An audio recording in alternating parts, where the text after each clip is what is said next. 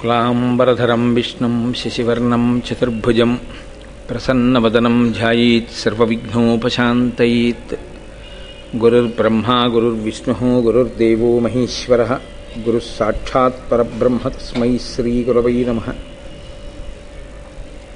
వ్యాసాయ విష్ణురూపాయ వ్యాసరూపాయ విష్ణవే నమో వై బ్రహ్మనిధయే వాసిష్ఠాయ నమో నమః.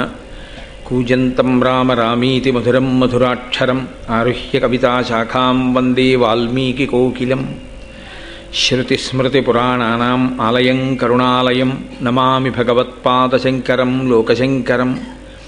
వాగర్ధావివ సంపృక్తౌ వాగర్ధప్రతిపత్తయే జగతః పితరౌ వందే పార్వతీపరమేశ్వరౌ. సూక్తిం సమగ్రేతున స్వయమైవ లక్ష్మీః శ్రీరంగరాజమహిషీమధురైః కటాక్షైః. వైదగ్ధ్యవర్ణగుణగుంభనగౌరవైర్యాం కండూలకర్ణకుహరాः కవయోధయంతి. హైమోర్ధ్వపుండ్రమజహన్మకుటం సునాసం మందస్మితం మకరకుండలచారుగండం. బింబాధరం బహుళదీర్ఘకృపాకటాక్షం శ్రీవేంకటేశముఖమాత్మని సన్నిధత్తాం. విమలపటీ కమలకుటీ పుస్తకరుద్రాక్షశస్తహస్తపుటీ కామాక్షీ పక్ష్మలాక్షీ కలిత విపంచీ విభాసి వైరించీ. మనోజవం మరుతతుల్యవేగం జితేంద్రియం బుద్ధిమతాం వరిష్టం వాతాత్మజం వనరయూథముఖ్యం శ్రీరామదూతం శిరసా నమామి. ఆపదామపహర్తారం దాతారం సర్వసంపదాం లోకాభిరామం శ్రీరామం భూయో భూయో నమామ్యహం. నారాయణం నమస్కృత్య నరం చైవ నరోత్తమం దేవీం సరస్వతీం వ్యాసం తతో జయముదీరయేత్. హరి ఓం. పరమేశ్వర స్వరూపైన సభకి నమస్కారం. గురువు యొక్క అనుగ్రహం చేత ఉదంకుడు కాలస్వరూపమైనటువంటి ఈశ్వర దర్శనాన్ని పొందినటువంటి ఘట్టాన్ని నేను మీకు వివరణ చేసి ఉన్నాను. గురువుగారికి ఇవ్వవలసినటువంటి దక్షిణని చెల్లించే కార్యక్రమం పూర్తయిపోయిన తర్వాత గురువుగారు అనుజ్ఞనిచ్చారు ఉదంకుడికి, నీవు వెళ్ళి తపస్సు చేసుకో అని. ఆయన వెళ్ళి తపస్సుని ప్రారంభం చేశాడు. కానీ నేను నిన్న మీతో మనవి చేశాను, స్వభావము అని ఒకటి ఉంటుంది. ఆ స్వభావమునందు బలము ఉంటుంది, బలహీనత ఉంటుంది. ఈ బలహీనత అన్న శబ్దాన్ని మీరు కొంచెం జాగ్రత్తగా పరిశీలనం చేస్తే వేదాంతంలో అది జీవుడితో పాటుగా అనేక జన్మలలో చేసినటువంటి కర్మల యొక్క ఫలితము వలన ఆ కర్మల యొక్క ఫలితమును జీవుడు అనుభవించినప్పుడు ఏర్పడినటువంటి వాసనాదోషంగా అంటిపెట్టుకుని వెడుతూ ఉంటుంది అతనితో పాటుగా. నేను మీతో స్పష్టంగా దాన్ని ఇంకొంచెం వివరణాత్మకంగా మాట్లాడవలసి వస్తే, శరీరము పడిపోతూ ఉంటుంది. ఒక శరీరము కొన్నాళ్ళు ఉంటుంది, ఆ శరీరం వెళ్ళిపోతుంది. మా నాన్నగారి అన్నదమ్ములు ఉండేవారు, అందరూ వెళ్ళిపోయారు. మా అమ్మగారి అక్క చెల్లెళ్ళు ఉండేవారు, అందరూ వెళ్ళిపోయారు. ఆ తరం అంతా వెళ్ళిపోయింది. మా తరం ప్రారంభమైంది. మా తరంలో మా పెద్దనాన్నగారి పెద్ద అబ్బాయి, మా తరంలో పెద్దన్నగారు మొన్ననే పడిపోయాడు. కాబట్టి పడిపోతాయి శరీరాలు.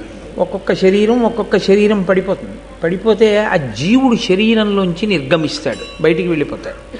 వెళ్ళిపోతే ఎక్కడికి వెళ్ళాలి? ఎక్కడికి వెళ్ళడానికి ఏమి ఉండదు. రవీంద్రనాథ్ ఠాగూర్ గీతాంజలిలో వర్ణిస్తాడు, తల్లి ఒళ్ళో పడుకోబెట్టుకోబడినటువంటి పసిపిల్లవాడికి తల్లి స్తన్యం ఇచ్చేటప్పుడు కుడి స్తనాన్ని వాడి నోట్లో పెట్టి వాడి కడుపు నిండలేదని వాడి తలని ఇటు నుంచి ఇటు తొడ మీదకి మార్చుకుని ఎడమ స్థనాన్ని వాడి నోట్లో పెట్టేటప్పుడు మధ్యలో ఉండే వ్యవధి ఎలా ఉంటుందో, జీవుడు ఈ శరీరాన్ని విడిచిపెట్టి ఇంకో శరీరంలోకి వెళ్ళడం అలా ఉంటుంది.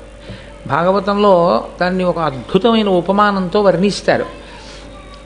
గొంగళి పురుగు ఆకు మించి ఆకు మీదకి వెళుతుంది. వెళ్ళేటప్పుడు ఒక ఆకు మీదకి వెళ్ళి ఆకు చివరి వరకు వెళ్ళి ఆ ఆకుకి దగ్గరగా ఉండే ఇంకో ఆకుని చూసుకుంటుంది. చూసుకుని మొట్టమొదట ఆ ముందు భాగాన్ని పైకెత్తుతుంది. పైకెత్తి గభాలన ఆ అవతల ఆకు మీదకి వాలుతుంది. వాలి పాకడం మొదలుపెట్టిన తర్వాత మెల్లిగా ఆఖరి భాగం వచ్చేటప్పటికి ఏమవుతుందంటే ఆ కొద్ది బరువుకి ఆకల పట్టుకుని ఉంటుంది. ఈ కొంచెం భాగాన్ని కూడా లాగేసుకుంటుంది అవతలాకు మీదకి, యువతలాకు దూరంగా వెళ్ళిపోతుంది. అలాగే జీవుడు ఒక శరీరాన్ని విడిచిపెట్టి వేరొక శరీరంలోకి వెళ్ళిపోతూ ఉంటాడు. వెళ్ళిపోయేటప్పుడు వచ్చేటటువంటి పెద్ద సమస్య అంతా ఎక్కడొస్తుందంటే, ఈ శరీరంతో ఉన్నంత కాలము దీన్ని భోగస్థానంగా వాడుకుంటూ దేని మీద విపరీతమైన మమకారాన్ని పెంచుకున్నాడో, దేన్ని అనుభవించడంలో తాదాత్మ్యతని పెట్టుకున్నాడో ఆ వాసనని పట్టుకుని పెడతాడు. ఒక ప్రత్యేకమైన పదార్థము అంటే ఇష్టం అనుకోండి, దానికి ఏ ప్రమేయం లేకుండా, దానికి ఒక ఆధారం లేకుండా, మీరు చూడండి, ఒక శిశువు జన్మిస్తాడు, వాడికి కొంచెం పెద్దవాడు అవగానే నాకు ఇది వద్దంటాడు, నాకు ఇది వద్దు. వాడికి వెల్లుల్లిపై వాసన చూస్తే వాంతి వస్తుంది, వాడు వెల్లుల్లిపై తినడు ఇప్పుడు. అంటే అది ఈ జన్మ సంస్కారం కాదు, వాడు గత జన్మలలో ఎక్కడో ఆహార నియమాన్ని బాగా పాటించి రజోగుణ ప్రకోపం కల్పించగలిగినటువంటి పదార్థమును తనంత తానుగా పరిత్యజించడంలో చేసిన పరిశ్రమ యందు కృతకృత్యుడై అప్పుడు గెలిచినటువంటి వాసనాబలం జీవుడితో వచ్చింది. అందుకని వాడు వెల్లుల్లి తినడు. వాడు ఒక వస్తువుని ఎక్కువ ఇష్టపడతాడు. ఏదో తెల్లటి రంగు ఉందనుకోండి, చాలా ఇష్టపడతాడు. ఎప్పుడూ తెల్లటి బట్టలే కట్టుకుంటాడు, అసలు రంగు బట్ట కట్టుకోడు. ఎప్పుడూ తెల్ల బట్టలే. ఎందుకలా? లోకంలో అందరూ కట్టుకోవట్లే రంగు బట్టలు. అంటే అతనికి ఈ రంగుల మీద వ్యామోహం పోయి ఏదో సత్వగుణంలో ప్రవేశించాలని ఎప్పుడూ తెల్లటి బట్టలు కట్టుకుని ఉండాలనేటటువంటి సాధన కొంతకాలం చేశాడు గతంలో. ఆ జీవుడు కొంత దూరం వెళ్ళాడు, ఆ సాధన పూర్తి అవ్వలేదు, విడిచిపెట్టాడు. మళ్ళీ ఈ జన్మలోకి వచ్చాడు. ఇప్పుడు అతనికి ఇతర రంగుల వస్త్రాల మీద వ్యామోహం ఉండదు. మిగిలిన వాళ్ళందరూ వెళ్ళి రంగురంగుల బట్టలు బోల్డన్ని చూసుకుంటూ ఉంటారు, అతనికి ఆ బాధ ఉండదు. అతను కేవలం ఎప్పుడూ తెల్లటి బట్టలే కట్టుకుంటాడు. ఎంత వ్యామోహాన్ని జయించాడో మీరు జాగ్రత్తగా ఆలోచించండి. అంత తేలిక విషయం ఏం కాదు. అతనికి దేంతోనూ ఇబ్బంది లేదు. అతనికి ఒక తెల్లటి ప్యాంటు, తెల్లటి షర్టు ఉంటే చాలు. అతను గెలిచాడు వాసనాబలాన్ని. అలాగే గెలవని వాసనాబలం ఉంటుంది, ఒకదాని మీద వ్యామోహం ఉండిపోతుంది. ఉండిపోయిన వ్యామోహం కూడా జీవుడి వెంట వచ్చేస్తే అందులో చాలా ఇబ్బందికరమైనటువంటి లక్షణం ఏమిటంటే, తాను ఇష్టపడినదేదో ఆ ఇష్టపడిన వస్తువును తాను పొందడంలో ప్రతిబంధకంగా వచ్చినటువంటి వాడు ఎవరున్నాడో వాడి మీద దీర్ఘకాలము కోపం పెట్టుకునేటటువంటి లక్షణమును కలిగి ఉండడం. ఇది పతనహేతువులలో ఒకటై కూర్చుంటుంది. ఇది ఒక్కొక్కసారి ఏమవుతుందంటే, ఆ చిట్ట చివర ప్రాణోత్క్రమణం అయిపోయే ముందు ఎవరి మీద ఎక్కువ కోపం పెట్టుకున్నాడో వాడి గురించి ఆలోచిస్తుంది. మీరు కొంచెం జాగ్రత్తగా గమనిస్తే మనసు ఆలోచించడానికి రెండే ఉంటాయి, అంటే అంటుకోవడానికి. మిగిలిన వాటి మించి వెళ్ళిపోతుంది. అలాగా వెళ్ళిపోతూ అది అంటుకుంటుంది. మీరు ఎప్పుడైనా చూసి ఉంటారు, చిన్నతనంలో మా చిన్నప్పుడు గుంటల బోర్డు అని ఒక ఆట ఆడించేవారు. అందులో ఇలా పైకి బోర్డు ఉంటుంది, దాని నిండా గుంటలు ఉంటాయి, కన్నాలు. గోళీలన్నీ కింద ఒక డబ్బా లాంటి దాంట్లో పెట్టి ఒక పుల్లతో ఇలా అనమనేవారు. ఇలా అంటే అది అలా తిరిగి సమతలంగా ఉన్న ప్రదేశం నుంచి వెడితే కిందకు వస్తుంది. అది కానీ ఏదైనా గుంతలోకి వెడితే అందులోకి వెళ్ళి నిలబడిపోతుంది. అలాగే మనసుతో ఉన్న సమస్య ఏమిటంటే, అది ఎప్పుడూ ఖాళీగా ఉండదు. అది సంకల్ప వికల్ప సంఘాతమై అలా వెడుతూ ఉంటుంది ఎప్పుడు. ఈ వెళ్ళడంలో దానికి ఇష్టమైంది కనపడింది అనుకోండి ఆగిపోతుంది, దానికి ఇష్టం లేనిది కనపడింది అనుకోండి ఆగిపోతుంది. రెండింటి దగ్గర ఆగుతుంది. ఇష్టం లేనిది ఏదో జ్ఞాపకానికి వచ్చింది అనుకోండి, ఎంత తప్పు పని చేశాడురా వీడు, ఎంత బాధ పెట్టాడురా నన్ను అని అదే పనిగా స్మరణ చేస్తుంది, పట్టుకుంటుంది. అక్కడ కూడా తనకి ఇష్టమైంది అనుకోండి, అబ్బా నాకు ఆ వస్తువు లభిస్తేనా అని దాని గురించి స్మరిస్తుంది. తాను బాగా పట్టుకునేది ఎక్కడ అంటే, ఇష్టమైన చోట, ఇష్టము లేని చోట, ఈ రెండు చోట్లే పట్టుకుంటుంది. ఈ రెండు చోట్ల పట్టుకున్నప్పుడు కూడా శక్తి క్షీణించిపోతుంది. ఇందులో చిత్రం ఏమిటంటే, కోప్పడినప్పుడు వచ్చేటటువంటి శక్తిహీనత కన్నా ఆ వస్తువు లభించినప్పుడు కలిగినటువంటి సుఖమునందు ఎక్కువ శక్తి క్షయమైపోతుంది. కాబట్టి ఈ కోపం ఉండిపోవడం అనేటటువంటి స్వభావం అంత తేలిగ్గా గెలవడం సాధ్యం కాదు. అక్కడ నేను తట్టుకోలేనండి అంటాడు. తొందరగా వెనక్కి రాలేడు. ఒక్కొక్కరు కోపం వస్తుంది, కానీ మళ్ళీ కొంచెం తొందరగా వెనక్కి వచ్చేస్తాడు.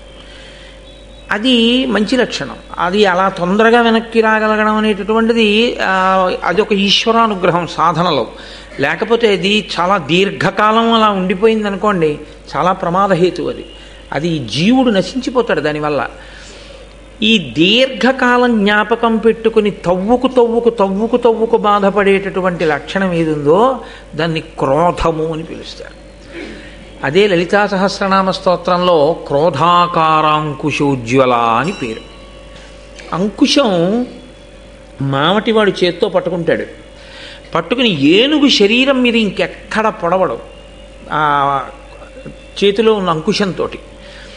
దాని మీద ఎక్కి కూర్చుని దాని కుంభస్థలం మీద పొడుస్తాడు అది పెట్టి. అది ఇంగ్లీష్ అక్షరాల్లో స్మాల్ హెచ్ ఎలా ఉంటుందో అలా ఉంటుంది. అది పెట్టి పొడిస్తే దానికి తలకాయ ఎలా ఉంటుందంటే, మంచి ఎండాకాలంలో తిరిగి ఇంటికి వస్తే తల పగిలిపోతోంది అన్నప్పుడు ఉంటుంది. ఇలా ఒంగుని కూడా లేవలేరు, ధన్ ధన్ ధన్ అంటుంది తల. అంత బాధ పెడుతుంది దానికి. ఆ బాధకి అది లొంగిపోయి మావటి ఏం చెప్తే చేస్తుంది. అంకుశం చూస్తే భయం దానికి. అది తలని ఎలా పొడుస్తుందో, క్రోధము ఎవరు క్రోధం పెట్టుకున్నాడో వాడి తలను అలా పొడుస్తుంది. ఎంత పొడుస్తుందంటే అదే గుర్తు తెచ్చుకుని ఎంత అపకారం చేశాడరా వీడు అని జ్ఞాపకం తెచ్చుకుని బాధ పెట్టి. చిత్రం ఏమిటంటే, ఎక్కడ క్రోధం ఉందో అక్కడ కుతంత్రం పుడుతుంది. వాణ్ణి పాడు చేయడానికి అవకాశం ఎలా ఉంటుంది ఆలోచించడం మొదలెడుతుంది. అదొక పెద్ద పాపం. అది జీవుడు పతనమైపోవడానికి అజ్ఞానము చేత మాయ చేత ఏర్పడుతున్న పెద్ద కందకం అన్నమాట అది. దాన్ని దాటకపోతే మళ్ళీ దాటడానికి ఎన్ని వందల జన్మలలో దాటుతాడో ఎవరికీ తెలియదు. అలా అంటుకుని ఉండిపోతుంది. మీకు ఎదర కనపడతాయి భారతంలో అలాంటి ఘట్టాలు. దానివల్ల వచ్చేటటువంటి ఉపద్రవం ఏమిటంటే, దీర్ఘకాలం దాన్ని మనసులో పెట్టుకుని ఎలా ఎలా ఎలా అన్న ఆలోచన వస్తూనే ఉంటుంది. అదే జరిగింది ఉదంకుడి విషయం. ఇంత దర్శనం చేశాడు, ఇంత గురుదక్షిణ కట్టాడు, గురువుగారి దగ్గర ఆశీర్వచనం పొందాడు, ధన్యుడయ్యాడు, ఆశ్రమాన్ని నిర్మించుకున్నాడు, చక్కగా తపస్సు చేస్తున్నాడు. కానీ అతనికి అప్పుడప్పుడు జ్ఞాపకం వస్తూ ఉంటాడు తక్షకుడు. ఎప్పుడు తక్షకుడు జ్ఞాపకం వచ్చినా ఆనాడు ప్రార్థన చేయడం చేశాడు తక్షకుణ్ణి. అది ప్రేమ చేత కాదు, లొంగ తీసుకోవడం కోసమని మనసులోంచి వచ్చినటువంటి ఒక రకమైన ప్రకోపం. అది పూర్తి పరిణిత వలన కలిగినది కాకపోయింది. దానివలన ఇప్పుడు అతనికి తక్షకుడి మీద క్రోధం ఆవహించింది. నేను ఆనాడు పౌష్య మహారాజు యొక్క భార్య దగ్గర కుండలములను తీసుకొస్తుంటే వాటిని అపహరించాడు, నాగలోకానికి తీసుకుపోయాడు. నేను అంత కష్టపడి మళ్ళీ వాటిని తెచ్చుకోవలసి వచ్చింది. నన్ను ఎంత బాధ పెట్టాడు. కాబట్టి ఈయన్ని విడిచిపెట్టకూడదు, తక్షకుణ్ణి విడిచిపెట్టకూడదు అన్నప్పుడు తక్షకుణ్ణి పాడు చేయడానికి రెండు మార్గాలు ఉంటాయి. అప్పుడు ఒకటి, తానే పాడు చేయొచ్చు. ఎందుచేత? తాను తపోనిధి, ఇప్పుడు చాలా తపస్సు చేసి ఉన్నాడు కాబట్టి. ఒకటి, తన తపస్సు చేత శాపవాక్కుని విడిచిపెట్టడం. నీకు ఈ కష్టం కలుగుతుంది అని. కానీ అలా చేస్తే తను చేసిన తపస్సు క్షీణించిపోతుంది. శాపవాక్ ఎప్పుడు విడిచిపెట్టినా వరం ఇచ్చిన రెండిటికీ పోతుంది చేసినటువంటి తపస్సు. కాబట్టి ఆయన ఆలోచించి ఒక నిర్ణయానికి వచ్చాడు. ఎంత తమాషాగా ఉంటాయో చూడండి. క్రోధంలో వచ్చేటటువంటి ఆలోచనలు ఎలా అల్లుకుంటాయో చూడండి మనిషిలోంచి. నన్నింత కష్టపెట్టినటువంటి వాడు తక్షకుడు. నిష్కారణంగా ఒక బ్రహ్మచారి గురుదక్షిణ తెచ్చుకుంటుంటే ఇబ్బంది పెట్టిన వాడిని శిక్షించవలసిన వాడు ఎవరిప్పుడు? రాజే. ఏ రాజు గురుదక్షిణ ఇవ్వడంలో సహకరించాలో ఆ రాజే గురుదక్షిణ తెచ్చుకుంటున్నప్పుడు ఇబ్బంది పెట్టిన వాడిని కూడా శిక్షించాలి. ఇప్పుడు నేనున్న ప్రాంతం జనమేజయుడి చేత పరిపాలింపబడుతోంది కాబట్టి నేను వెళ్ళి జనమేజయుడికి ఫిర్యాదు చేస్తాను. అప్పుడు నా తపస్సేం భంగపడదు కదా. ఇప్పుడు జనమేజయుడికి చెప్తే జనమేజయుడు తక్షకుడిని నాశనం చేయాలి. తక్షకుడితో పోకూడదు ఇది. తక్షకుడితో పాటుగా ఇలాంటి పాములన్నీ నశించిపోవాలి. అంత కక్ష ఎందుకు అంటే మరి తాను ప్రార్థన చేస్తే ఎవరూ కనపడలేదుగా. నాగలోకానికి వెళ్ళి అన్ని పద్యాలు చదివినా కనపడి సత్కరించిన వాడు ఎవరూ లేడుగా. ఎవరో దివ్యపురుషుడు అనుగ్రహించాడు కానీ అక్కడ. కాబట్టి ఇప్పుడు ఆ నాగవంశం అంతా పాములన్నీ నశించిపోవాలి. అయితే ఒకటి, ఇటువంటి ఆలోచనలు వచ్చే ముందు ఒక్కొక్కసారి ఈశ్వర సంకల్పములు కూడా ఉంటాయి. అది ఎక్కడ అన్నది మీకు నేను ఆ ప్రత్యేకమైన సందర్భంలో వివరణ చేస్తాను. కాబట్టి ఇప్పుడు తక్షకుడితో పోకూడదు. తక్షకుడితో పాటు మిగిలినటువంటి నాగవంశమంతా నశించిపోవాలి. దీనికి నేను జనమేజయుడి దగ్గరికి వెళ్ళి ఆయన యొక్క మనసు పాములన్నింటినీ కూడా నశింపచేసే విధంగా ఆయన మనసులో ప్రచోదనం కలిగేటట్టు మాట్లాడతాను. మీకు ఇందులో ఒక తమాషా ఉంటుంది. బాగా కోపం ఉన్నవాడు వెంటనే మాట్లాడడం ఒక ఎత్తు, అదుపు తప్పి ఉంటుంది ఆ మాట. అప్పుడు నోటి నుంచి వచ్చేటటువంటి మాటలో ఉచ్చనీచములు ఉండవు. గబుక్కుని నోటి వెంట అనరాని పరుషవాక్యాలు వచ్చేస్తాయి. మనసు ఇంకా చాలా అదుపులో ఉంచుకుని మాట మాత్రమే వ్యగ్రతతో ఉంది తప్ప మనసు అంత తొందరగా ఆ తమోగుణానికి రజోగుణానికి పూర్తిగా వశమైపోయేంత స్థితిలో ఉన్నవాడు కాదు ఆయన అని గుర్తు ఏమిటంటే దేనికి కోపం వచ్చిందో అదొకటే మాట్లాడతాడంతే తప్ప నింద చేయడం కానీ నోటి వెంట పరుషవాక్యాలు విడిచిపెట్టడం కానీ తిట్టడం కానీ అలాంటివి రావు. అంటే అదుపులో ఉంది అని గుర్తు. ఇందులో తిన్నగా వెళ్ళి తాను జనమేజయుడికి చెప్పేశాడు అనుకోండి, అది ఏదో అతకని విధంగా తన కోపం అంతా వెళ్ళగక్కినట్టు ఉంటుంది. కానీ అలా ఉండకూడదు. ఇప్పుడు తన కోపం వెళ్ళగక్కడం ప్రధానం కాదు, జనమేజయుడికి కోపం రావాలి తక్షకుడి మీద. ఇప్పుడు తన కోపాన్ని జనమేజయుడి మనసులో పెట్టాలి. పెట్టి నిజమే నేను తక్షకుడి వంశాన్ని నాగుల్ని నాశనం చేసేయాలనేటటువంటి బుద్ధి పుట్టాలి. ఇప్పుడు ఏం చేస్తారో తెలుసా అండి, నేను వెళ్ళి ఇలా చెప్తే ఇలా అంటాడు. అప్పుడు నేను ఇలా అంటే నా బేలతనం బయటికి వస్తుంది. ఏమయ్యా నీ మనసులో ఉన్న రాగద్వేషాలన్నీ నాకు అంటించడానికి వచ్చావా అంటే, నన్ను వాడుకోవడానికి వచ్చావా అంటే మళ్ళీ అదో అవమానం. అందుకని ఒకవేళ అతని వైపు ఎవరైనా సభలో మాట్లాడితే, నేను మాట్లాడితే ఇంకా రాజు మళ్ళీ దాన్ని అలా కాదయా ఇలా జరిగిందేమో అనడానికి అవకాశం ఉండకూడదు. అలా రాజు మనసులో క్రోధం కలగాలి. కాబట్టి నేను ఎలా మాట్లాడితే ఆయన బుర్రకెక్కుతుంది. ఇది బాగా సావధానంగా ప్రణాళిక నిర్మాణం చేయడం. ఇది మరింత ప్రమాదకరమైన స్థితి. ఎందుకో తెలుసా అండి, అవతలవాడి పతనం కోసం యువతలవాడు తన క్రోధాన్ని అణిచిపెట్టి ఇంకొకరి మనసులోకి ఆ క్రోధాన్ని ప్రవేశపెట్టడం కోసం గొప్ప ప్రణాళికని నిర్మాణం చేయడం. ఇది పైకి చూడ్డానికి అబ్బా ఎంత గొప్ప వ్యూహరచన చేశాడండి అనిపిస్తుంది. యథార్థమునకు అవి జారుడు మెట్లు. అలాంటి జారుడు మెట్ల మీద నిలబడిన వాడు జీవుడు కిందకి వెళ్ళిపోతాడు, జీవుడు జారిపోతాడు. ఎందుకనంటే నిన్ను మోసం చేసిన వాడు ఏ పాపాన్ని పొంది ఉన్నాడో మోసం చేసిన వాడి పట్ల చేసేటటువంటి కుట్ర చేత నీవు కూడా అలాగే జారిపోతున్నావు. సమానంగా జారిపోతున్నప్పుడు ఈశ్వరుడు ఇప్పుడు అతన్ని మాత్రమే శిక్షించవలసిన అవసరం ఎక్కడుంది? నీకు శిక్ష వేయవలసి ఉంటుంది. ఎందుకంటే ఈశ్వరుడు శిక్ష వేస్తే చేసిన క్రియకే కాదు, ఇలా చేస్తే బాగుండన్న నీ మానసికమైన వికారానికి కూడా వేయవలసి ఉంటుంది. చిత్రగుప్తుడు అంటే మనసుతో చేసిన దాన్ని కూడా రాసుకుంటాడు కదా మరి ఈశ్వరుడు. అందుకని నీ మనసు యందు రాకూడని ఆలోచనలు వచ్చాయి, రావడమే పాపహేతువు. ఇప్పుడు ఈ పాపహేతువు ఏం చేస్తుందంటే వాణ్ణి శిక్షిస్తే నిన్ను శిక్షించాలి. నువ్వు శిక్షార్హుడవే, నువ్వు పుణ్యాత్ముడవై నిలబడినది ఎక్కడ? నిన్ను కాపాడడానికి నేను బయలుదేరడానికి నువ్వు నన్నే నమ్మి నిలబడింది ఎక్కడ? వాడిని ఎలా పాడు చేయొచ్చని నీ ఆలోచనలు నువ్వు చేయలా అన్న స్థితి వస్తుంది కదా. అందుకని జారుడు మెట్ల మీద నిలబడ్డట్టు క్రౌర్యముతో ఆలోచించి ప్రణాళికా నిర్మాణము చెయ్యడం అనేటటువంటి దాని యందు బ్రాహ్మణునికి అటువంటి వ్యగ్రత అస్సలు పనికిరాదు. బ్రాహ్మణుడు అసలు ఆలోచించకూడదు. ఎందుకనంటే ఆయన ఉదారుడై లోకమునకంతటికీ మార్గాన్ని చూపించవలసిన వాడు. వెంటనే ఉద్ధరించి మనసు సంస్కరింపబడేటటువంటి స్థితి తేవాలి తప్ప అసలు అవతల వారిలో కలిగిన ఆలోచనని కూడా ప్రోత్సహించకూడదు. అటువంటి ఉదంకుడు ఇంత తపస్సు చేసినవాడు ఇటువంటి ఆలోచన, ఇంత గొప్ప వ్యూహ నిర్మాణం చెయ్యకూడదు. దాని వలన ఉదంకుడు ఉన్నతిని పొందుతున్నాడా అని మీరు నన్ను అడిగితే ఏం చెప్పవలసి ఉంటుందంటే, ఖచ్చితంగా ఆయన జారుడు మెట్ల మీద నిలబడుతున్నాడు ఇవాళ అని చెప్పవలసి ఉంటుంది. అది ఎవరికైనా అంతే. మహాభారతం అత్యంత సున్నితమైన విషయాన్ని స్పృశిస్తోంది. అందుకే జీవితంలో మహాభారతాన్ని బాగా విన్నటువంటి వారు తాము జారిపోకుండా ఎలా నిలబడాలో తెలుసుకుంటారు. తాము జారిపోకుండా నిలబడితే కదూ అసలు ఆ గౌరవం. అలా ఈశ్వరుడి దృష్టిలో మీరు ఏ పని చేస్తున్నా ఎప్పుడూ ఒక విషయాన్ని జ్ఞాపకం పెట్టుకోవాలి, నేను ఈశ్వరునకు జవాబుదారి.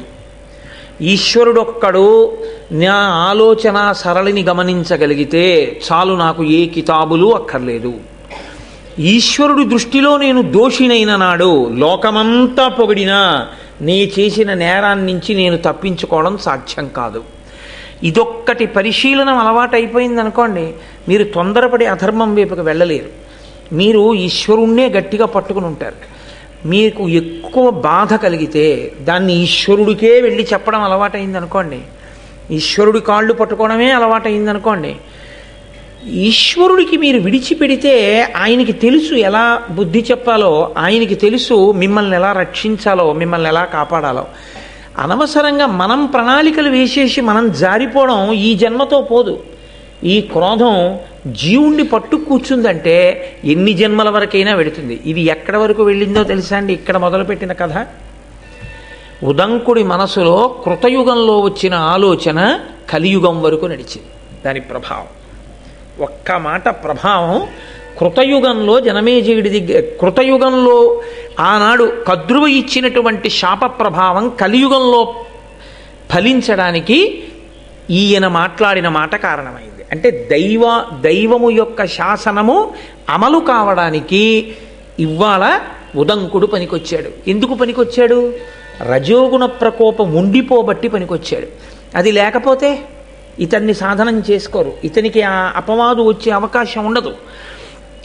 కాబట్టి ఇప్పుడు ఆయన జనమేజయుడి దగ్గరికి వెళ్ళి అంటున్నాడు, మితహిత సత్యవాక్య. ఎంత గమ్మత్తుగా ఉంటుందనుకుంటున్నారు?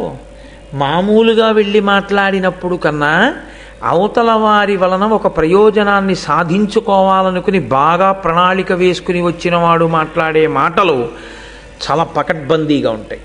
కాబట్టి ఏమని పిలిచాడంటే, జనమేజయుణ్ణి పిలుస్తూనే మితహిత సత్యవాక్య జనమేజయ భూజనవంద్య ఏను సుస్థితి గురుదేవ కార్యములు చేయగబోనుటెరింగి వంచనోన్నతమతి అయి అకారణమున నాకపరాధము చేసే తక్షకుండు అతి కుటిల స్వభావుడు పరాత్మ విశేష వివేక శూన్యుడై. ఆయన అన్నాడు, మితహిత సత్యవాక్య అని పిలిచాడు. ఎక్కువ మాట్లాడడం అనేటటువంటిది ఒక దోషం శాస్త్రంలో. ఎక్కువ మాట్లాడడం అనేటటువంటిది ఆయుర్దాయాన్ని తగ్గిస్తుంది, ఒకటి. రెండు, మీరు ఎక్కువ మాట్లాడడం వల్ల రెండు దోషములు వచ్చి అందులో చేరిపోతాయి. ఒకటి, మీరు ఏదో ఒకటి చిట్ట చివరికి ఏమంటారంటే చూస్తానులేండి అంటారు. చూస్తానులేండి అంటే సగం చేస్తానులేండి కాదు. ఆ తర్వాత మీరు ఎందుకంటారంటే అది ఇప్పటికి వెళ్ళిపోతాడుగా తర్వాత చూడొచ్చు. కానీ అది ఏమవుతుందంటే అసత్య దోషం కింద వెళ్ళి పడిపోతుంది. అది పెద్ద దోషం. ఎక్కువ మాట్లాడడం వల్ల వచ్చేటటువంటి పెద్ద ప్రమాదం ఎక్కడ అంటే అసత్యము వెళ్ళి కూర్చుంటుంది సంభాషణ మనది. కాబట్టి ఎక్కువ మాట్లాడరు. రెండు, మీరు ఎక్కువ మాట్లాడితే స్పందనకి ప్రతిస్పందన ఉంటుంది కదా, మీ పక్కన ఉన్నవాడు అంతా మాట్లాడతాడు, అందులో మీ రాగద్వేషాలు వచ్చి చేరుతాయి. చేరి ఏంటి ఇలా మాట్లాడుతున్నాడు, అతని గురించి ఇలా అన్నాడు ఏంటి, అమ్మో ఇతన్ని మనం ఎక్కువ దగ్గరికి చేర్చకూడదు, ఇన్ని ఆలోచనలు బయలుదేరుతాయి అందులోంచి. కాబట్టి ఎవరు మితముగా మాట్లాడతారో వాడు తన మీద తాను నియంత్రణ ఉన్నవాడు. కాబట్టి నన్ను ఎక్కువ ప్రశ్నలు కుసుమా ఇప్పుడు నేను అడిగిన దాని మీద అన్నది ఎందుకని, తను ఎక్కువ ప్రశ్నలు వేసాడు అనుకోండి తన కోరిక తీరదేమోనని. నువ్వు చాలా మితంగా మాట్లాడేవాడు బాయ్ అన్నాడు అనుకోండి, ఎక్కువ మాటలు మాట్లాడకుండా తన మాట ఒప్పేసుకుంటాడు. అయ్యా మీరు నేను మిమ్మల్ని ఒకటి అడగదలుచుకున్నాను, కానీ మీరు మాత్రం కాదు వద్దు అనకూడదు, ఈ ఒక్కసారి మా మాట వినాలి అని ముందు అన్నాడు అనుకోండి, ఇంకా మీరు ఊ అనడం ఎందుకు? మిమ్మల్ని ఊ అన్నది అనిపించడానికి వచ్చాడంతే కాదు, అది అనుమతించారు, అనిపించుకోవడానికి వచ్చాడు. కానీ నిజంగా మీరు అనుమతిస్తున్నారో లేదో ఆయనకు అనవసరమైన విషయం అది. మీరు హృదయం పరిపూర్ణంగా మీరు అనుమతిస్తే చేస్తాను అన్నాడు అనుకోండి వేరు, మీరు కాదనకూడదు, మీరు ఊ అనాలి అంతే ఈ ఒక్కసారికి అన్నాడు అనుకోండి, ఇంకా మీరు అది వినకుండా ఊ అనడం మంచిది కాదు. ఊ అనాలనుకుంటే నేను అలా అనను, అది నా స్వభావం కాదు అని మీరు అనగలిగితే ఆయనతో మీ అనుబంధాన్ని కొనసాగించడం ప్రశ్నార్థం కదా. ఎంత ఇబ్బంది ఉంది, ఒక్క మాటలో ఎంత ఇబ్బంది ఉంటుందో చూడండి. కాబట్టి మిత హిత సత్య వాక్య, ఎంత గొప్ప మాటలేశాడో చూడండి. అది లోపలి ఆలోచన. మితంగా మాట్లాడేవాడా, హితంగా మాట్లాడేవాడా అంటే నేను అన్నదానికి కాదనకుండా ఉండేవాడా. సత్యవాక్య, చూస్తానులేండి అన్న తర్వాత డేట్లు ఇవ్వకుండా పోకూడదు, ఇచ్చి తీరాలి. కాబట్టి సత్యవాక్య అన్నమాట నిలబెట్టుకోవాలి. కాబట్టి ఇప్పుడు ఏం చేస్తున్నట్లు, జనమేజయుడు తానన్న మాట వినేటట్టుగా ఆయన్ని మానసికంగా సిద్ధం చేస్తున్నాడు. జనమేజయ, మీ మంత్రి గారిని అన్నానో సైన్యాధ్యక్షుడిని అన్నానో అనుకుంటున్నావేమో, నిన్నే. కాబట్టి మితహిత సత్యవాక్య జనమేజయ, నేను చాలా మంచివాణ్ణయా. భూజనవంద్య, ఏను సుస్థితి గురుదేవ కార్యములు చేయగబూనుటెరింగి, నేను గురుదక్షిణ తేవడం కోసమని చెప్పి వెళ్ళి వస్తున్నాను, నేను పవిత్రమైన పని మీద ఉన్నానని తెలిసి కూడా ఇది చెయ్యకూడని పని, ఇది చెయ్యవలసిన పని అనేటటువంటి వివేకాన్ని పూర్తిగా మర్చిపోయి పెద్దల పట్ల ఎలా ప్రవర్తించాలో ప్రవర్తించవలసినటువంటి విధానాన్ని పూర్తిగా విస్మరించి కుటిల స్వభావుడై అవతల వారిని మోసం చెయ్యడమే తన ప్రధానమైనటువంటి ఆలోచన విధానంగా పెట్టుకున్నవాడై ఆ తక్షకుడున్నాడే, ఆయన నన్ను చాలా ఇబ్బంది పెట్టాడు. కుండలములు పట్టుకుపోయాడు కాబట్టి ఇప్పుడు నువ్వు జోక్యం చేసుకోమని అడగట్లేదు, కుండలములు తెచ్చేశాను. కానీ నేను ఎంత బాధపడ్డానో తెలుసా, చాలా బాధపడ్డాను ఆ తక్షకుని యొక్క ప్రవర్తన చేత. కాబట్టి భూజనవంద్య, భూమిజనుల చేత నమస్కరింపబడేవాడా, అటువంటి తప్పు చేసినవాడు ఇప్పుడు దానివల్ల వచ్చిన నష్టమేమిటి అని నువ్వు వదిలిపెట్టడానికి వీల్లేదు. నేను బాధపడ్డానా లేదా, కాబట్టి ఆ బాధపడిన దానికి నువ్వు పరిహారం చూపించాలంటే తక్షకుణ్ణి నువ్వు శిక్ష వేయాలి అని. ఇప్పుడు రాజు మనసు ఎటువైపు కడుతుంది మీరు ఆలోచించండి. ఆయన నిష్పక్షపాతంగా ఒక ఆలోచన చేస్తాడు. ఇందులో ఒక చిన్న ఇబ్బంది ఒకటి వస్తుంది. పోన్లేండి పంతులు గారు, దానికి ఏముంది, నిజమే కుండలాలు ఎత్తుకుపోయాడులేండి, మీరేం సామాన్యులా, మీకు వెంటనే దివ్య పురుషుడు కనిపించి మీకు ఆ కుండలాలు ఇచ్చేసి ఆ గుర్రం చెవిలో మీరు ఊదేసరికి అగ్నిహోత్రం అంతా వ్యాపించలా, అటువంటి మహానుభావులు మీరు ఇవాళ మా సభకి రావడమే చాలా సంతోషం, రెండు పూలదండలు అని ఆయనకి వేసేసి కాళ్ళు కడిగేసి అవి నెత్తి మీద జల్లేసుకుని ఓ పంచల్సా పెట్టి పంపించేశాడు అనుకోండి, ఈయన కోరిక తీరుతుందా? తీరదు. పోన్లేండి, ఏదో జరిగింది, ఏదో జరిగిపోయింది, మీరు బ్రాహ్మణులు అంత కోపం పెట్టుకోకూడదు, మీ మనసు వెన్నపూసలా ఉండాలి, పౌష్య మహారాజు చెప్పాడుగా, అలా చెప్పాడు అనుకోండి తిరిగి, అప్పుడు రాజు మనసులో క్రౌర్యం లేదు కదండి. అందుకని క్రౌర్యం లేదు కాబట్టి పోన్లేండి అని కొంత ఆలోచిస్తే ఆలోచించవచ్చు, లేదా తాననుకున్నంత శిక్ష వెయ్యకపోవచ్చు. నిజమే, అలా చెయ్యకుండా ఉండవలసింది.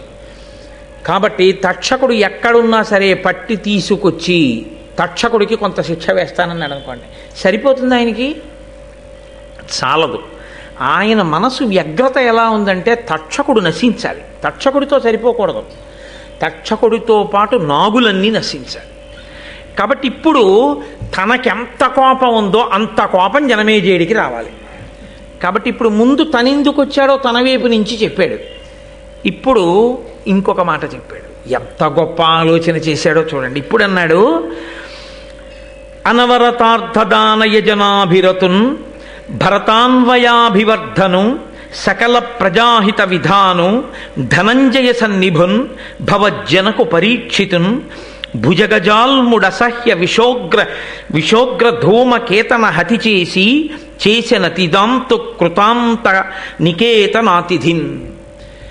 ఆ తక్షకుడు నాకు మాత్రమే అపకారం చేసినవాడు కాదు, అనవరతార్థదాన యజనాభిరతున్, మహానుభావుడు అడిగిన వాళ్ళందరికీ లేదనకుండా దానాలు చేసినవాడయా నీ తండ్రి. భరతాన్వయాభివర్ధను, భరత వంశాన్నంతటినీ కూడా పెంచినవాడు, గొప్పగా వంశాన్ని పెంచినవాడు, సాక్షాత్తు నీకు తండ్రి. సకల ప్రజాహిత విధాను, సకల ప్రజల యొక్క హితమును కోరి పరిపాలన చేసినటువంటి వాడు. ధనంజయ సంధిభున్, అర్జునుడితో సమానమైన వాడు. భవజ్జనకు, ఇక్కడ తీసుకొచ్చి పెట్టాడు మాట. ఇంత పొగిడి ఎవరనుకుంటున్నావు? భవజ్జనకు నీ తండ్రి పరీక్షితున్, పరీక్షిన్ మహారాజుని ఆ తక్షకుడు ఏం చేశాడో తెలుసా? భయంకరమైనటువంటి తన యొక్క విషము అనబడేటటువంటి అగ్ని జ్వాలల చేత దహించి యమధర్మరాజు సదనానికి అతిథిగా పంపించాడు. లేకపోతే మీ తండ్రి ఇంకా ఎంతకాలం రాజ్యం చేయవలసింది? మీ తండ్రిని పొట్టన పెట్టుకున్నవాడు ఆ తక్షకుడే. ఈ మాట అనేసరికి ఎంత కాదన్నా జనమేజయుడిలో తాను కోరిన ప్రతిస్పందన వస్తుంది ఇప్పుడు కదండి. ఇది ఆయన ఆలోచన. మా నాన్నని చంపేశాడు కదూ. తక్షకుడు ఎందుకు చంపాడు? ఒక బ్రాహ్మణ వాక్కు కొరకు చంపాడు. శృంగి అనబడేటటువంటి మహర్షి కుమారుడు ఒకడు శపించాడు, నేటికి 7వ రోజు లోపల నువ్వు తక్షకుని యొక్క విషము చేత మరణిస్తావు అని శాపవాక్కు విడిచిపెట్టాడు.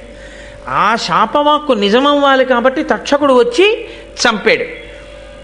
దాన్ని ఎంత చమత్కారంగా చెప్పాడో చూడండి ఆయన. అంటే ఏదైనా సరే అవతల వారికి కోపం తెప్పించేటట్టుగా మాట్లాడగలిగినటువంటి ప్రజ్ఞ, వాక్కు ఎంత దూరం పెడుతుందో, వాక్కు ఎంత శక్తివంతమైందో చెప్తున్నారు. ప్రహ్లదుడైన అతను కాదనకిట్టిపాటి అపకారము తక్షకుడేక విప్ర సంబోధన చేసే నృపపుంగవ, నీవు అనేక భూసురాపాదిత సర్పయాగమున భస్మము చేయుము. తక్షకాదికాకోదర సంహతిన్ హుతమహోగ్ర సమగ్ర శిఖాచయంబులన్.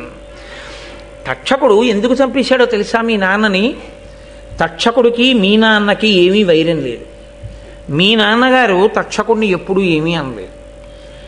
ఎవరో ఒక బ్రాహ్మణుడు మారు పలకలేదన్న కోపంతో మీ తండ్రి ఆయన మెడలో ఒక మృత సర్పాన్ని వేశాడు. తండ్రి మెడలో మృత సర్పాన్ని వేశాడన్న మాటకి కోపం వచ్చి ఆ ముని యొక్క కుమారుడు నేటికి 7వ రోజు లోపల నువ్వు తక్షకుడి వలన మరణిస్తా అన్నాడు. అంటే ఇప్పుడు తక్షకుడికి 2 మార్గాలు ఉన్నాయి. ఒకటి శృంగి మాటకి చంపేయడం, 2 శృంగి మాటకి చంపకపోవడం. ఎందుకు చంపకుండా ఉండొచ్చు? మీ నాన్న ఎంత గొప్పవాడో ఇందాక చెప్పే కదా, ఇక్కడ చెప్పలేదు, ముందే చెప్పాడు పద్యంలో. అర్జునుడితో సమానుడు, లోకమునంతటినీ కూడా అంత గొప్పగా పరిపాలించినవాడు, నిరంతరము పరమభక్తితో యజ్ఞయాగాది క్రతువులు చేసినవాడు, దాన ధర్మములు చేసినవాడు. అటువంటి వాణ్ణి ఒక బ్రాహ్మణుడు తక్షకుడు చంపుతాడని అన్నాడని వెళ్ళి చంపేశాడు తప్ప, ఆ బ్రాహ్మణుడి దగ్గరికి వెళ్ళి మధ్యలో నేనా దొరికాను నీకు, నే చంపుతానని శాపవాక్యెందుకు విడిచిపెట్టావు? నేనెందుకు చంపాలి పరీక్షిత్తుని? పరీక్షిత్తు లాంటి ప్రభువు శరీరం విడిచిపెడితే ఈ లోకాన్ని రక్షించడానికి మళ్ళీ అటువంటి ధర్మాత్ముడు ఎక్కడి నుంచి వస్తాడు? ఎందుకంత తీవ్రమైన వాక్కు విడిచిపెట్టావు? నేను నీ మాట వినను, నేను కరవను. అలా కరవకుండా ఉన్నందుకు నాకు కూడా శాపవాక్కు ఇస్తావా? ఇస్తే ధర్మం కోసం నేను కూడా శరీరం వదిలిపెడతాను తప్ప నేను ప్రభువుని చంపను అనగలిగాడా తక్షకుడు? ఇప్పుడు క్రోధం ఎవరిలోకి ఎడుతోంది? ఒక ఇంజెక్షన్ పట్టుకొని అవతల వారిలోకి ఎక్కించినట్లు తనలో ఉన్న క్రోధం ఏ స్థాయిలో ఉందో అంత స్థాయిలో ఆయనలోకి పంపిస్తున్నాడు. ఇప్పుడు పరిష్కారం కూడా చెప్పేశాడు. ఇంకా మళ్ళీ ప్రత్యేకంగా దీనికి నేనేం చెయ్యాలని ఆలోచన రావక్కర్లేదు జనమేజయుడికి. ఎంత గొప్పగా చెప్పాడో చూడండి. నృపపుంగవ, నీవు అనేక భూసురాపాదిత సర్పయాగమన భస్మము చేయుము తక్షకాదికాకోదర సంహతిన్ హుతవహోగ్ర సమగ్ర శిఖాచయంబులన్. ఒక బ్రాహ్మణుడన్న మాటకి తక్షకుడు చంపేశాడు మీ నాన్నని. నువ్వు చాలామంది ఋత్విక్కుల్ని తీసుకురా, కూర్చోబెట్టు. వాళ్ళందరూ కలిసి ఒక్కొక్క పాము పేరు చెప్పి స్వాహ అంటారు. ఆ పాము పడిపోవలసిందే. ఒక బ్రాహ్మణుడి మాటకి తక్షకుడు వెళ్ళి మీ నాన్నని చంపేయచ్చు, ఆ బ్రాహ్మణుడి మాటకి పావులు వచ్చి అగ్నిలో పడక్కర్లా? మీ నాన్న విషయంలో ఓ నీతి, బ్రాహ్మణులు వచ్చి చెప్పిన తర్వాత ఈ పావుల విషయంలో ఒక నీతి, వాళ్ళని వచ్చి పడిపోమ్మను. చిట్ట చివర తక్షకాయ స్వాహ అనమను, తక్షకుడు కూడా వచ్చి అగ్నిలో పడిపోతాడు. అప్పుడు నువ్వు పీటల మీద కూర్చుని, ఏమయ్యా బ్రాహ్మణ వాక్కుకి మా నాన్నని చంపావుగా, బ్రాహ్మణ వాక్కుకి నువ్వు చావు అను. నీ పగ తీరుతుంది రాజా. తండ్రిని చంపినవాడు హాయిగా అక్కడ తిరుగుతూ ఇంకా లోకాన్ని నాలాంటి బ్రహ్మచారుల్ని ఇబ్బంది పెడుతుంటే నువ్వు ఇక్కడ చూస్తూ కూర్చున్నావా? కాబట్టి సర్పయాగం చెయ్యి, ఋత్విక్కుల్ని పిలిపించి స్వాహాకారంతో పావులన్నింటినీ పడగొట్ట అగ్నిహోత్రంలోకి. ఎంత కోపం వస్తుందండి. ఇక్కడ ఒకే ఒక చిన్న మినహాయింపు ఉంది ఇప్పుడు జనమేజయుడు మాట్లాడడానికి. ఎందుకని? నృపాలక అన్నాడు కదా, భూమిని పరిపాలించేవాడు రాజు. ఆయన ఒక మాట అనొచ్చు, నిజమేనయ్యా చంపవలసిందే తక్షకుణ్ణి. తక్షకాయ స్వాహ అని యాగమన్నా చేయిస్తాను, తక్షకుణ్ణి చంపడానికి నేనన్నా పెడతాను. తక్షకుడు మా నాన్నని చంపితే పావులన్నింటినీ నేను ఎందుకయ్యా చంపడం? అవేం చేశాయి? అవేం చంపలేదుగా మా నాన్నని, అవేమి మా నాన్నకి ద్రోహం చేయలేదుగా, నీకు వాళ్ళెవరు ద్రోహం చేయలేదుగా, మరి వాళ్ళందరినీ ఎందుకు చంపడం? తక్షకుడు జోలికి పెడతానులే అన్నాడు అనుకోండి. తాను నాగలోకానికి వెళ్ళి ప్రార్థన చేసినప్పుడు వాళ్ళెవ్వరూ తనకి పలకలేదన్న కోపం ఎలా పోతుంది? మీరు లోకంలో ఒక గమ్మత్తు ఉంటుంది చూడండి. ఆయనకి చెప్పానండి, ఆయన వినలేదు. వాళ్ళ అన్నయ్యకి చెప్పాను, వాళ్ళ అన్నయ్య వినలేదు. వాళ్ళ తమ్ముడికి చెప్పాను, వాళ్ళ తమ్ముడికి వినలేదు. వాళ్ళందరూ నశించిపోవాలండి అంటాడు. ఎందుకని? తనకి అసలు ఎవరు చెయ్యాలో వాడు చేయడం కాదు, తను ఎవరెవరికి చెప్పాడో వాళ్ళు ఎవరూ వినలేదు తన మాట. అందరి మీద కోపమే. కాబట్టి ఇప్పుడు ఇంత కోపం అవతల వాళ్ళలోకి వెళ్ళాలి, వాళ్ళందరినీ కూడా చంపేయడానికి. నిజమే, ఎందుకు చేయకూడదు యాగం? పాములన్నింటినీ చంపేయాలి అన్న ఆలోచన రావాలంటే అసలు ఆ మాట అడగకూడదు జనమేజయుడు. అడగకుండా తను జవాబు చెప్పాలి. మితహిత సత్యవాక్య. ఇంకా మళ్ళీ అనుమానాలు రాకూడదు జనమేజయుడికి, ఇంతకన్నా ప్రశ్నలు వేయకూడదు అనిపించాలి. అందుకని తర్వాత పద్యంలో అన్నాడు, ప్రహ్లదుడైన ఒక్క కులపాంసను చేసిన దానం తత్కులం బెల్లను దూషితంబకుట ఏమి అపూర్వము కావునన్ మహీవల్లభ తక్షకాధము నెపంబున సర్పము నెల్ల అగ్నిలో త్రెళ్ళగ సర్పయాగమతి ధీయుత చేయుము విప్రసమ్మతిన్. ఏమి రాజా, నువ్వు పూర్వం నీతి వినలేదా? ఒక కులంలో ఒక్క దుర్మార్గుడు జన్మిస్తే ఆ దుర్మార్గుడి కారణంగా కులమంతా నశించిపోతుంది, ఆ జాతి నశించిపోతుంది. అలా ఇంతటి దుర్మార్గుడు పరీక్షిత్తు వంటి ధర్మాత్ముండే చంపినటువంటి తక్షకుడు పుట్టిన కులం నశించిపోవద్దు. కాబట్టి ఆ పావులన్నీ పోవలసింది. ఇవాళ తక్షకుడు, రేపు నోట్లో విషం ఉన్న మిగిలిన పావులు, రేపు ఇంకోళ్ళ జోలికెడతాయి. నేను పావు అన్నది ఉండడానికి వీల్లేదు, పావులన్నీ పడిపోవలసింది అగ్నిహోత్రంలో. కాబట్టి విప్రుల్ని కూర్చోపెట్టు, ప్రభువు ఇలా చెయ్యొచ్చని చెప్పు, నచ్చ చెప్పు, బ్రాహ్మణులు ఒప్పుకుంటారు. యాగం మొదలుపెట్టు, వాళ్ళు స్వాహాకారం చేస్తారు, పడిపోతాయి అంతే. అగ్నిహోత్రం పడిపోతే పావులన్నీ చచ్చిపోతాయి. అందుకని అలా పిలిపించు, యాగం మొదలుపెట్టు అంటే జనమేజయుడు ఒక్క మాట మాట్లాడినట్టు లేదు. ఉత్తర క్షణం ఆయన చాలా, నువ్వు చెప్పింది ఎంత మాత్రము ఇందులో అనుమానం లేదయా, నిజమే, నేను సర్పయాగం చెయ్యవలసిందే అని ఋత్విక్కుల్ని పిలిచి, రండి మీ అందరూ కూర్చుని సర్పయాగం ప్రారంభం చేయండి. ఈ సర్పయాగం చేత లోకంలో ఉండేటటువంటి నాగులన్నీ కూడా ఈ అగ్నిహోత్రంలో పడిపోయి ఇవన్నీ మరణించవలసిందే అని సంకల్పం చేసేసాడంతే. చాలా జాగ్రత్తగా జ్ఞాపకం పెట్టుకోవలసిన విషయం ఏమిటంటే, చాలా కోపం వచ్చినటువంటి వ్యక్తి చాలా కోపంలో ఏ ప్రణాళికా నిర్మాణము చేయరాదు. కోపంగా ఉన్నప్పుడు మీరేమీ ఆలోచన చేయకూడదు. అంతకన్నా ఏది చెయ్యాలో మీరు కోపంతో ఇంకోరికి చెప్పు తెలియడం చాలా మంచిది తప్ప మీరు ఆలోచన చేసి అప్పుడు ఏమి నిర్ణయాలు మీరు తీసుకోకుండా ఉండడం మంచిది. ఎందుకో తెలుసా? ఇదిగో ఇలాగే పెడుతుంది. ఆ బుద్ధి యందు కలిగిన వ్యగ్రత సరి అయినటువంటి రీతిలో ఆలోచన చెయ్యనివ్వదు. ఆ చెయ్యనివ్వనప్పుడు ఏం చేస్తుందంటే కిందకి జారి చేస్తుంది, పడగొట్టేస్తుంది.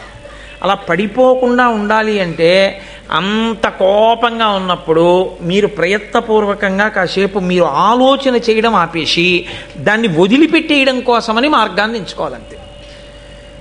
లేకపోతే దీర్ఘకాలం దాని యొక్క పరిణామం ఆశ్చర్యకరంగా వెళ్ళిపోతుంది. కాబట్టి ఇప్పుడు ఇంత జనమేజయుడు అంగీకరించాడు. అందుకే మహాభారతంలో చెప్పినటువంటి ఏ విషయమైనా సమాజమునందు ఏ కాలములో ఏ వ్యక్తికి అన్వయము కానిది ఉండదో వ్యాసుడు గుండెల మీద చెయ్యేసుకు చెప్పాడు. నేను భారతంలో చెప్పినటువంటి ఏ విషయమైనా సమాజమునందు ఏ వ్యక్తికి ఏ సందర్భంలోనూ అన్వయము కాదన్నది లేదు. మనలో అందరం కోపాలు వచ్చిన వాళ్ళమే, కోపాలు వచ్చినప్పుడు ఆలోచించిన వాళ్ళమే, ఆలోచించి ప్రణాళికా నిర్మాణాలు చేసేసే ప్రయత్నాలు చేసిన వాళ్ళమే, చేసి ఒక్కొక్కరు గోతిలో పడిపోయిన వారే, ఇబ్బందుల్లోకి వెళ్ళిపోయిన వారే. గబుక్కుని చూడండి, క్రోధం వచ్చి చేసినటువంటి ఒక్క తప్పుకి యావజ్జీవితం కారాగారంలోకి వెళ్ళిపోతాడు. ఆ క్రోధం వచ్చినప్పుడు అతను నిర్ణయం చేసుకోకుండా ఉంటే అతను అలా ఉండడు. ఆ క్రోధం దిగజారిపోతున్న తర్వాత పరిస్థితి వేరుగా ఉంటుంది. అది ఒంటిని ఆవహించి ఉండగా నిర్ణయం మాత్రం చేయకూడదు. ఎప్పుడు నిర్ణయం చేయడం, ఆలోచన చేయడం, ప్రణాళికా నిర్మాణం చేయడం, క్రోధంలో చేసిన దాని యందు యుక్తాయుక్త విచక్షణ ఉండదు. అత్యంత ప్రధానమైన విషయాన్ని వ్యాస భగవానుడు, నన్నయ్య భట్టారకుడు కూడా ఇవాళ స్పృశిస్తున్నారు. ఇది ఎన్నడో జరిగిన కథ, ఎప్పుడో చెప్పిన మాట అని మీరు అనుకోకండి. నేను ఇంతకన్నా మీకు దీని గురించి వివరణ చేసి చెప్పక్కర్లేదు. కానీ మీరందరూ ప్రాజ్ఞులు, మీరు ఇప్పటికే దీని సందేశాన్ని అందుకుని మీరు బాగా ఆలోచన చేసుకుంటే దీని వలన మనం ఎంత అమృతాన్ని పొందవచ్చో. జీవయాత్రలో ఈ జన్మలో ఇప్పుడు కాదు, ఎన్ని జన్మల వరకో జీవుడితో పాటుగా పట్టికిలిపోకుండా క్రోధాన్ని మనని మనం ఎలా నిగ్రహించుకోవచ్చో మనకి మహాభారతంలో ప్రత్యేకించి ఈ ఘట్టం మనకి తెలియచేస్తుంది. ఇప్పుడు వింటున్న వాళ్ళు ఎవరు ఈ విషయాలు? నైమిషారణ్యంలో కూర్చున్న మునులు. వాళ్ళు ముక్కున వేలేసుకున్నారు. అన్న ఎంత మాటయా, జనమేజయుడు సర్పయాగం మొదలుపెట్టాడా? అందులోకి వచ్చి పావులన్నీ పడిపోతాయా? పావులన్నీ కాలిపోతాయా? అగ్నిహోత్రుడికి ఒక లక్షణం ఉంది. ఆయన హవ్యవాహనుడు కదండి. ఆయనలో ఏదైనా వేస్తే, వైదికంగా మంత్రం చెప్పి బ్రాహ్మణులు వేస్తే దేని కొరకు పుచ్చుకుంటాడంటే దేవతలకి పట్టుకెళ్ళి ఇవ్వడానికి పుచ్చుకుంటాడు. ఆయన హవ్యవాహనుడు అని పేరు ఆయనకి. హవ్యం కానీ కవ్యం కానీ, పితృదేవతలకి ఇస్తే కవ్యం అంటారు, దేవతలకి ఇస్తే హవ్యం అంటారు. ఈ రెండిటినీ అగ్నిహోత్రంలో వేసి వాళ్ళకి అందచేయవయా అంటే వాళ్ళకి పట్టుకెళ్ళి ఆయన అందించేస్తాడు. అగ్నిహోత్రుడి ముఖంగా వెడితే ఎంగిలి కాదు, పవిత్రం అవుతుంది. మరి ఇప్పుడు అగ్నిహోత్రుడు తాను తినకుండా అది పట్టుకుని వెళ్ళి కదా దేవతలకు ఇస్తాడు. మరి ఇప్పుడు సర్పయాగంలో పడినటువంటి పావుల్ని ఎవరికి పట్టుకెళ్ళి ఇవ్వడానికి? ఎవరికీ పట్టుకెళ్ళి ఇవ్వడానికి కాదు. ఏం చేయడానికి? అగ్ని కాల్చాలి వాటిని. ఇప్పుడు ఆ పావులన్నీ పడిపోతుంటే విషంతో అసలు పావుకి అగ్ని అంటే భయం. అది మంత్రము యొక్క కట్టు చేత గిలగిల తన్నుకుంటూ వచ్చి పడిపోతుంది అగ్నిగుండంలో. పడిపోతే అగ్ని కీలలతో అది కాల్చాలి. మరి అగ్నిహోత్రుడు తిరస్కరించడా? నేను ఇదేమిటయా ఇలాంటి పనులు నాకప్పచెప్పారు మీరు? మంత్రంతో హవ్యం ఇవ్వండి పట్టుకెడతాను దేవతలకి, కవ్యం ఇవ్వండి పట్టుకెడతాను పితృదేవతలకి. ఇది ఎక్కడి ప్రారంభం?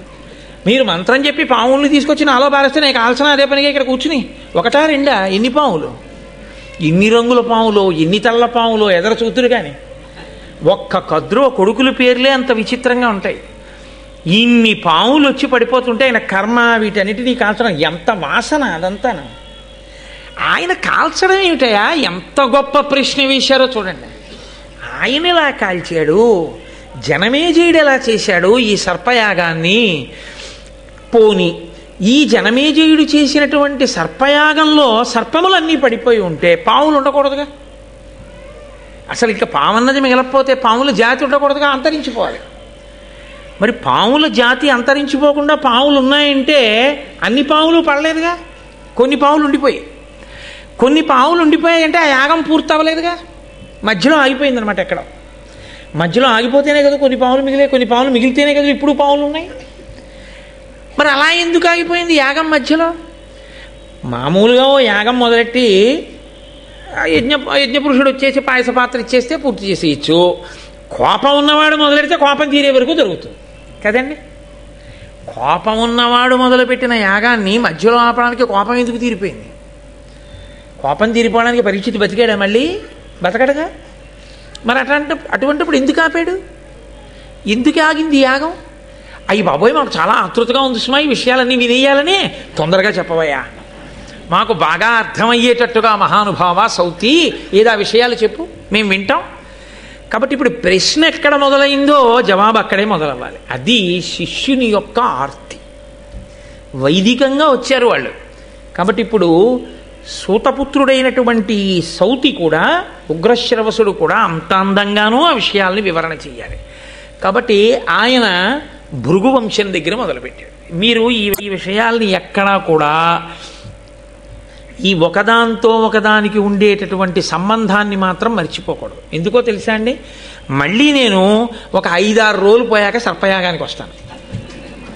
ఇక్కడ విడిచిపెట్టిన సర్పయాగాన్ని ఒక 5-6 రోజుల ఉపన్యాసాలు అయిపోయిన తర్వాత, అందులో రాబో కాలంలో బహుశా రేపటికి వస్తుందేమో అత్యద్భుతమైన ఘట్టం, మహాశివరాత్రి నాటికి వస్తోంది. ఈశ్వరుని యొక్క అనుగ్రహం, గరుత్మంతుని యొక్క పుట్టుక, అమృతాన్ని తీసుకురావడం, ఆ ఘట్టం, కద్రు వినతల యొక్క ఘట్టం రేపు ప్రారంభం అవుతుంది. అసలు మహాభారతానికి అంతటికీ పునాది అది. కాబట్టి ఆ ఘట్టాలన్నీ పూర్తయిపోయిన తర్వాత మళ్ళీ నేను సర్పయాగం దగ్గరికి వస్తాను. అప్పుడు మీరు ఇది ఎప్పుడు చెప్పావు నన్ను అడగకూడదు, ఇక బాగా జ్ఞాపకం పెట్టుకుని ఉండండి ధారణలో. కాబట్టి ఇలా ఎలా జరిగింది మాకు చెప్పమని మునులు అడిగారు. అడిగితే భృగువంశం దగ్గర ప్రారంభం చేశాడు ఆయన. ఆ భృగువు ఆయన భార్య పులోమ, వాళ్ళిద్దరూ ఆశ్రమంలో చాలా అన్యోన్యంగా చక్కగా ఆనందంగా జీవితం గడుపుతున్నారు. గృహస్థాశ్రమంలో జీవితం ఎలా ఉండాలో అలా భృగువు జీవితాన్ని గడుపుతున్నాడు. గృహస్థాశ్రమము అనేటటువంటి మాటకి అర్థం తెలియకుండా గృహస్థాశ్రమంలో ఉండడం కన్నా దోషం ఇంకోట్లేదు. బ్రహ్మచర్యాశ్రమమునందు అంటే బ్రహ్మచారిగా ఉంటే నేనే బ్రహ్మచర్యంలో ఉంటాను. నేను గృహస్థాశ్రమంలోకి వస్తే అర్థం ఏమిటో తెలుసా అండి, మా ఆవిడ ఇంట్లో ఉంటానని గుర్తు. మనమేమంటామంటే నా ఇంట్లో మా ఆవిడ ఉందంటాం, తప్పు. గృహస్థాశ్రమము అన్న మాటకు అర్థం ఏమిటంటే నా భార్య ఇంట్లో నేను ఉంటున్నాను అని. అది ఎలా సంభవం అని మీరు అడుగుతారేమో. గృహము కదండి, గృహము అంటే ఇల్లు. అప్పటి వరకు తనకి ఇల్లు అనేం లేదు. అప్పటి వరకు గురువుగారి ఆశ్రమంలో కూర్చున్నాడు. ఉదయం సాయంకాలము 2 వేళల యందు అగ్నిహోత్రంలోకి తీసుకెళ్లి సమిధలు వేస్తాడు. సంధ్యావందనం చేసుకుంటాడు, గురువుగారు చెప్తే వెడతాడు, భిక్షాన్నం తీసుకొస్తాడు, లేకపోతే ఆ సమిధలు పట్టుకొస్తాడు, దర్భలు పట్టుకొస్తాడు, గురువుగారు చెప్పిన పాఠం వింటాడు, వేదాన్ని వల్లి వేసుకుంటాడు. గృహస్థాశ్రమ ప్రవేశమునందు ఏమవుతుందంటే చాలా నియమాలు వదిలిపెట్టేస్తాడు. ఇది నిన్న మీకు మనవి చేశాను కదా, కంటికి కాటుకు పెట్టుకోవడం మొదలు పెడతాడు, అదేంటి పూలదండలు వేసుకోవడం మొదలు పెడతాడు, తాంబూలం వేసుకోవడం మొదలు పెడతాడు. ఇవన్నీ మొదలు పెడితే గృహస్థాశ్రమం. గృహము అంటే ఇల్లు, గృహస్థు అంటే ఇంటి యందు ఉన్నవాడు. ఎవరి ఇంటి యందు? గృహిణి ఆవిడిది పేరు. ఈయన గృహస్థు అంటే గృహమునందు ఉన్నవాడు. గృహిణి గృహము తనదిగా కలది. ఇల్లు ఎవరిది? ఆవిడిది. నేను ఆఫీస్కి వెళ్ళి ఉద్యోగం చేసి జీతం ఇవ్వగానే నేను ఇలా తీసుకోగానే వేదాంతమునందు అది ఎవరితో తెలుసా అండి? మా ఆవిడిది. మా ఆవిడిదంటే నా విషయమే అనుకోకండి, మీ అందరి విషయంలో. వేదం మనందరికీ ప్రమాణమే. అలాగే వ్యాపారం చేసి డబ్బట్టుకొచ్చాడు, ఆయనది కాదు, ఆవిడిది. ఆవిడికి తెలియదండి, ఆవిడికి తెలియకుండా నేను బ్యాంకులో వేసి వచ్చానండి. నువ్వు ఆవిడికి తెలియకపోవచ్చు, వేదాంతంలో ఆవిడిది ఆ డబ్బు. ఆయనెవరు? ఆవిడిదైన ఐశ్వర్యం దగ్గరికి వెళ్ళి ఈయన కూర్చున్నాడు ఆ ఇంట్లో. ఆవిడ కూర్చొని ఇచ్చింది. రామయ్య కూర్చో, ఒప్పుకుంటున్నానంది. అందుకే ఆడపిల్ల ఎప్పటికీ తండ్రిదే. చతుర్థీ విభక్తి వేసి కన్యాదానం చేయరు. ఆడపిల్ల గురించి మాట్లాడే అధికారం తండ్రికి ఎప్పుడు ఉంటుంది. అందుకే ఉభయ వంశాల్ని తరింపచేస్తుంది. ఆడపిల్ల ఇంట్లో ఆయన ఉన్నాడు, అల్లుడు గారు ఉన్నాడు తప్ప అల్లుడు గారి ఇంట్లో అమ్మాయి ఉంది అని వేదాంతంలో చెప్తే తప్పది. నా కూతురు విషయమైనా అంతే, మీ కూతురు విషయమైనా అంతే. మీ అమ్మాయి ఇంట్లో అల్లుడు ఉన్నాడు, మా అల్లుడింట్లో మా అమ్మాయి లేదు. ఐశ్వర్యం అంతా నా కూతురిది. నా కూతురి ఐశ్వర్యాన్ని నా అల్లుడు అనుభవిస్తున్నాడు అంతే. నా విషయమైనా అంతే. నా భార్య ఐశ్వర్యాన్ని నేను అనుభవిస్తున్నాను. నా భార్యకి ఐశ్వర్యం లేకపోతే నేను ఇక్కడ కూర్చుని మాట్లాడే అదృష్టం నాకు పట్టదు. దాని ఐశ్వర్యం ఉంటేనే, దానికి కూడా ఐశ్వర్యం ఉంటేనే నాకు ఈ సభాపూజ్యత, లేకపోతే ఇది ఉండదు. అందుకే ఇల్లు ఇల్లాలు అంటారు. ఇల్లు తనది, ఆమెది. అందుకని ఇల్లాలన్న మాట ఆవిడిదే. గృహస్థాశ్రమము అన్న మాటలో అర్థం ఏమిటంటే ఆవిడదైన ఇంట్లోకి ఈయన పెడతాడు. తప్ప ఈయన ఇంట్లోకి ఆవిడొస్తోంది అనకూడదు వేదాంతంలో. నేను మీకు ఏమైనా అనుమానం ఉంటే నేను చెప్పిన విషయంలో మీరు వేదభాష్యం చదువుకోండి, లేకపోతే వేదం తెలుసున్న పెద్దలు నేను అడగండి, కోటేశ్వర ఇలా చెప్పారు నిజమేనండి అని. అది గృహస్థాశ్రమం అంటే. కాబట్టి ఇప్పుడు గృహస్థాశ్రమంలో అలా వెళ్ళిన తరువాత ఇద్దరికీ కూడా పవిత్రమైనది ఒకటి ఉంటుంది. అదే ఆడదాని జన్మ హక్కు. ఆడది తరించేది దేనికి తరిస్తుందంటే ఈ ఒక్క కారణం చేతనే బాగా తరిస్తుంది. ప్రధాన హోమము అని ఒకటి చేస్తారు వివాహంలో. రాత్రి ఏదో 1:37 వివాహం అనుకోండి, పాణిగ్రహణమో లేకపోతే ఒకళ్ళనొకళ్ళు చూసుకోవడమో ఏదో ముహూర్తం. కొన్ని చోట్ల పాణిగ్రహణం, కొన్ని చోట్ల మాంగళ్య ధారణం, కొన్ని చోట్ల ఒకరినొకరు చూసుకోవడం. జీలకర్ర బెల్లం పెట్టడం కాదు, చూసుకున్న తర్వాత జీలకర్ర బెల్లం పెడతారు. ముహూర్తానికి జీలకర్ర బెల్లం పెట్టడం కాదు, తెరదించి చూడడం ప్రధానం. ఒకరి కన్నులొకరు చూసుకుని ఈ ముహూర్తమునకు నిన్ను నేను చూశాను, నన్ను నువ్వు చూస్తున్నావు, మన ఐశ్వర్యము నిలబడుగాక అని అడుగుతాడు అతను. కాబట్టి అయం ముహూర్త సుముహూర్తోస్తు అంటే అవును ఇది సుముహూర్తమే అని మనం వెళ్ళి అక్షతలు వేస్తాం. కాబట్టి ఇప్పుడు ఆయన ఏం చేస్తాడంటే వివాహం అవగానే అంటే సుముహూర్తం పూర్తవగానే అది రాత్రి 1 అవ్వచ్చు 2 అవ్వచ్చు, వెంటనే తన పత్నిని తీసుకుని వేదిక మించి కిందకి దిగి తండ్రి గారి అగ్నిహోత్రం ఉంటుంది, ఆయన చేసి ఉండాలంతే శాస్త్రంలో. మా నాన్నగారికి లేదంటే తప్పంతే. అది తండ్రికి అగ్నిహోత్రం ఉంటుంది. తండ్రి అగ్నిహోత్రాన్ని తీసుకొచ్చి వరుడు యొక్క ఆ హోమ గుండాన్ని వెలిగిస్తారు, అగ్నిని వెలిగిస్తారు. ఈ